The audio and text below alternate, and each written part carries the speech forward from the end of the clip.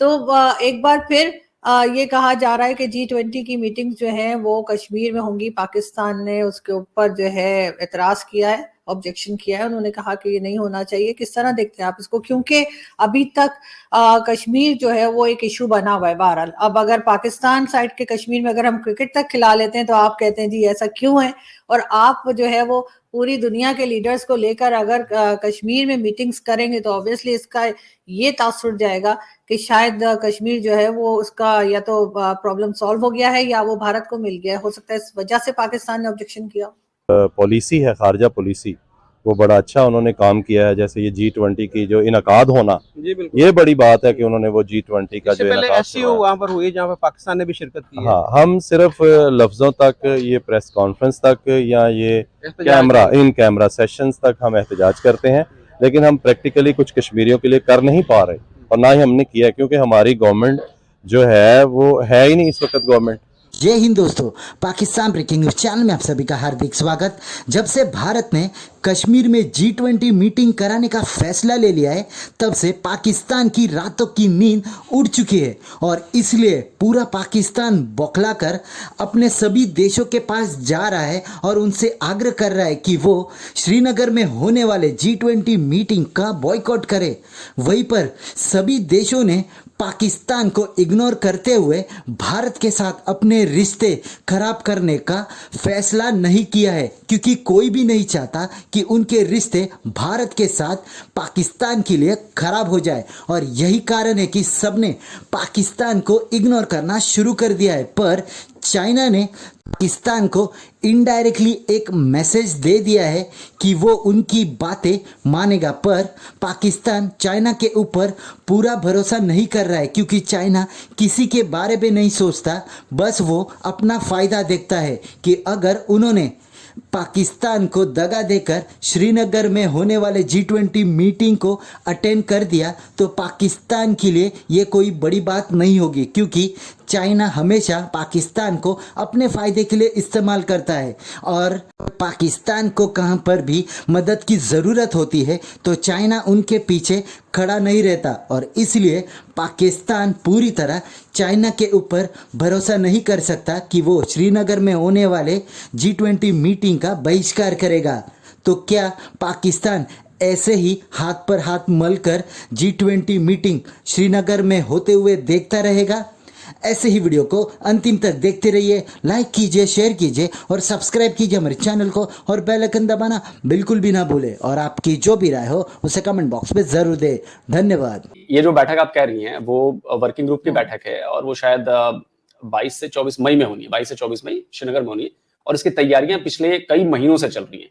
Smart city project भी चल रहा है, वो G20 की मीटिंग के पहले उसको कंप्लीट करना है, क्योंकि भाई G20 जो है वो 20 बड़े देश है, मतलब 19 देश और अपना यू भी है उसमें, और उसके डेलीगेशन आएगी, उसकी लोग वहां पे आएंगे, वो ग्राउंड पर जम्मू कश्मीर को देखेंगे, जो अब तक उन्हें पाकिस्तान की नजर से दिखाया जाता रहा है कि भाई जम्मू कश्मीर में ये हो रहा है, जम्मू कश्मीर में वो हो रहा है। तो इस बार इंडिया ने मौका दिया है कि भाई आइए जम्मू कश्मीर में दुनिया के 20 सबसे बड़े जो ताकतवर मुल्क कह लें आप उन्हें, यू को मिलाकर, वो देखिए कि जम्मू कश्मीर में हम क्या कर रहे हैं, इंडिया क्या कर रहा है। ये तो हो गई एक बात। दूसरी बात ये कि देखिए पाकिस्तान की तरफ से ये विरोध होना ही था। मतलब इसमें ऐसा नहीं है कि इंडिया ने ये नहीं सोचा होगा कि जब हम डेट फाइनल कर रहे हैं या जगह फाइनल कर रहे हैं तो इस पर पाकिस्तान की तरफ से विरोध नहीं होगा। इंडिया को पता था कि विरोध होना है। अब देखिए इसमें पाकिस्तान ने क्या किया कि पाकिस्तान ने ये किसी तरह ये मीटिंग कैंसिल हो ना हो, उसके लिए इसने लॉबिंग की। लॉबिंग में उसने कहा कि जी चीन को भी बोला, उसने सऊदी अरब को भी बोला, उसने टर्की से भी बोला। तो टर्की बेचारा अभी तो उधर अपने संभालने में अपने व्यस्त है, सऊदी अरब में चली नहीं। अब रहा चीन, तो चीन ने थोड़ा सा इसमें दिखाया है क्योंकि कुछ बैठक हो सकती है अरुणाचल में भी हो, और चीन ने अभी आपने देखा होगा कि नाम उम को लेकर बड़ा दोनों देशों में फिर से हुआ कि अरुणाचल के नाम उसने अपने कई शहरों के नाम अपने हिसाब से रख लिए। वो कहता है कि हमारा, हम कहते हैं कि हमारा, चलिए वो हुआ। तो एक तरह से ये दिखा कि चीन ने थोड़ा सा इसमें पाकिस्तान का साथ दिया है। अब देखने वाली बात होगी कि बाद में चीन आता है कि नहीं आता है, वो अलग चीज है, लेकिन अभी दिख रहा है।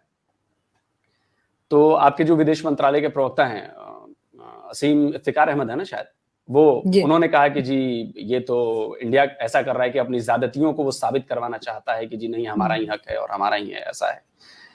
देखिए भारत के लिए ये बहुत बड़ा मौका था। G20 की प्रेसिडेंसी पहली बार मिली और ये बहुत बड़ा प्लेटफॉर्म है। यहाँ पर पावरफुल देश आते हैं और जो सबसे बड़ा विवाद है हमारे लिए अभी तक, कश्मीर से बड़ा मुद्दा हमारे लिए अभी तक कोई है नहीं। और ये जो मीटिंग्स हो रही हैं या जो मीटिंग्स होंगी, ये उस विवाद को सुलझाने में, दुनिया के नजरिए को बदलने में, कि जो एक नैरेटिव चला आ रहा था उस नैरेटिव को काउंटर करने के लिए ये मीटिंग वहां पे रखी गई है। और बिल्कुल ये सोच समझकर, इसके सारे प्रोज एंड कॉन्स देखकर उसके बाद ही मीटिंग्स रखी गई हैं। कौन विरोध करेगा, कौन नहीं आ सकता है, कौन कहां तक जा सकता है, इन सब के बाद ही मीटिंग्स रखी गई हैं। नो डाउट हमसे ज़्यादा फाइनेंशियली स्ट्रॉन्ग है और उसकी जो पॉलिसी है, खारजा पॉलिसी, वो बड़ा अच्छा उन्होंने काम किया है। जैसे ये G20 की जो इनकाद होना, जी बिल्कुल। ये बड़ी बात है कि उन्होंने वो G20 का इससे जो पहले इनकाद SCO वहाँ पर हुई जहाँ पे पाकिस्तान ने भी शिरकत की है। हाँ, हम सिर्फ लफ्जों तक, ये प्रेस कॉन्फ्रेंस तक या ये एहतजाज इन कैमरा सेशंस तक हम एहतजाज करते हैं, लेकिन हम प्रैक्टिकली कुछ कश्मीरियों के लिए कर नहीं पा रहे और ना ही हमने किया, क्योंकि हमारी गवर्नमेंट जो है वो है ही नहीं इस वक्त गवर्नमेंट। अब सूरत हाल ये देखें कि श्रीनगर में जो इंडिया ने किया है, वो पूरे कश्मीर में जो मकबूजा कश्मीर है, 36,500 करोड़ का बजट जो है वो अनाउंस किया है। और इस बजट में आप देखें वो क्या क्या करने जा रहे हैं। 6 लाख रुपया फी जो बच्ची है उसको वो स्पॉन्सर कर रहे हैं और दुनिया का सबसे बड़ा जो ब्रिज है वो वहाँ पे उधर उन्होंने बनाया है श्रीनगर में, जो गिनीज बुक में भी आ गया है। और वहाँ पे 2 डैम बन रहे हैं, 18 यूनिवर्सिटियाँ कायम हो रही हैं, बुलेट ट्रेन शुरू हो रही है। और USA की जो सबसे बड़ी कंपनी, UAE की सॉरी, जो कंपनी है एमआर, उसका वो शॉपिंग सेंटर भी वहाँ पे, बड़ा एक शॉपिंग मॉल जो है वो बनने जा रहा है। तो इंडिया के साथ भी हमें बैठना चाहिए टेबल पे, जो हमारे मसले हैं, कश्मीर का मसला वो भी हल हो। देखिए दुनिया के अंदर इस वक्त जितनी इज्जत इंडिया की है उतनी पाकिस्तान की नहीं। पाकिस्तान को तो एक आपको पता है कि देखते हैं कि जी शायद ये कर्जा मांगने आ गए हमारे प्राइम मिनिस्टर साहब। तो हमें नहीं चाहिए कि हम अपने इमेज को थोड़ा बेहतर करके हम इंडिया के साथ डायलॉग करके जो मसले हैं, जो 75 सालों से मसले हल नहीं हुए, हमारा देखिए जो डिफेंस बजट है वो कितना ज़्यादा है। अगर इंडिया के साथ हमारे प्रॉब्लम सॉल्व हो जाते हैं तो वही डिफेंस बजट जो है वो कम करके हम आवाम की और मुल्क की तरक्की में लगा सकते हैं। लेकिन जी बराबरी की सतह पे अगर इंडिया हमसे बैठ के बात करना चाहता है या हमारे लोग चाहते हैं तो ज़रूर होनी चाहिए। आप समझते हैं कि इस्लामिक कंट्री के अंदर इतनी पावर, इतनी ताकत, इतनी कुव्वत है कि वो इंडिया को मजबूर कर दें कि जी ये बैठ के मसला हल करें? आप समझते हैं इस चीज़ को? मैं इसमें ये कहना चाहता हूँ कि अगर हम इस्लामिक कंट्रीज़ को इसके अलावा भी जितने भी दुनिया के वर्ल्ड पावर्स हैं, मैं भाई की बात से बिल्कुल एग्री नहीं कर रहा कि इस तरह होगा या जिस तरह ये कह रहे हैं। आप समझते हैं कि इस्लामिक कंट्री को 57 इस्लामी मुल्क हैं, कोई एक मुल्क भी ऐसा है जो इंडिया के ऊपर प्रेशर डाले कि जी आप मसला कश्मीर हल करें? अब एक्चुअली मसला इस्लामी ममालिक का नहीं है, मसला ये 2 मुल्कों का है और ये मसला है टेरिटोरियल ज्यूरिडिक्शन का। मसला बस यही है ना कि अब हम उसे अपनी शहर समझते हैं लेकिन वो हमें कुछ नहीं समझते। अब जो हमारा इधर वाला कश्मीर, आज़ाद कश्मीर है, वहाँ के लोगों की कंसिडर करें तो वो पाकिस्तान का हिस्सा नहीं समझते खुद को। वो एक आज़ाद रियासत है, ठीक है, लेकिन उनकी जो मोहब्बत हमारे साथ होनी चाहिए जैसे हमारी उनके साथ है, तो आप देख ले वो ऐसी मोहब्बत भी नहीं करते। हमने ऑलरेडी अपना एक जो प्रोविंस था वो अलग किया है बंगाल में, ठीक है, बंगाल हमारा हिस्सा ही था, ठीक है। हम अपना आप तो ठीक करते नहीं, हम किसी दूसरे पे को ऐसे कैसे ठीक कर सकते हैं? उससे सीखा भी कुछ नहीं हमने। बंगाल के जो हमारे साथ जो एक हादसा हुआ उससे हमने सीखा भी कुछ नहीं। अगर हम सीखते तो हम कुछ कर जाते ना। हमारे पॉलिटिशियन 13 जमातें एक साइड पे हैं, अकेला इमरान खान एक साइड पे है। मैं इमरान खान को यहाँ पे डिफेंड नहीं कर रहा, ना ही मैं 13 जमातों को कर रहा हूँ। भाई 13 जमातें या 14 जमातें जितनी भी हैं, ये सारी मिलके एक जगह पे क्यों नहीं बैठ जाती? इस मसले का हल कोई भी ये कहता है कि हमने इस मुल्क को किस तरह निकालना है सारी काम में से, पर किसी ने कभी ये सोचा ही नहीं।